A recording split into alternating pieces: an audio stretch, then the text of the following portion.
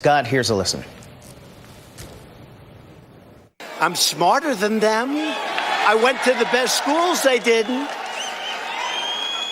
Much more beautiful house, much more beautiful apartment, much more beautiful everything.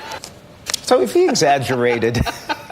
You ever see Godfather 2, like Fredo? I'm smart. That's what this guy reminds me of. Or it's like the help. He was kind. He was, he was important. All right. So if he exaggerated his worth and all that he's got, does his base really matter at all from a political standpoint? I mean, clearly his base accepts anything that he says as gospel. Yeah. And he can contradict himself in the same speech, and they'll just lap it up and eat it up. And that's all fine and well. The problem for Donald Trump is legally that's not going to matter. There are multiple investigations, both at the federal level, congressional level, and as well as SDNY, looking at the math, looking at the numbers, looking at what did you sign, what did you say you could do, what did you give to banks, what did you give to lenders, and none of that's going to add up, which is why he spent so much of his time trying to keep all of his financial records secret. He said during the Mueller probe, the red line, if you cross, is looking at my financial statements and my family's financial fortunes. Well, people are going to look at that now, and he's going to have a lot of explaining to do. Yeah, speaking of, I mean, you worked for once for the House Oversight Committee, and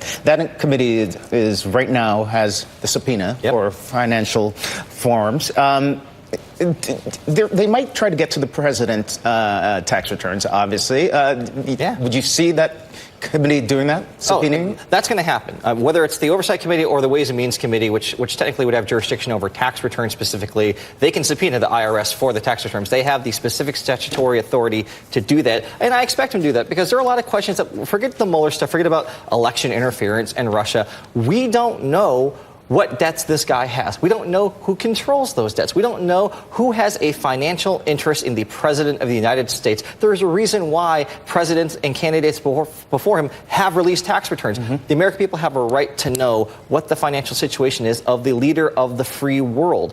Right now, we don't know that, and that's incredibly concerning and unprecedented. And interesting because a lot of people want to know, and a lot of people are wondering, Cynthia, if perhaps there are details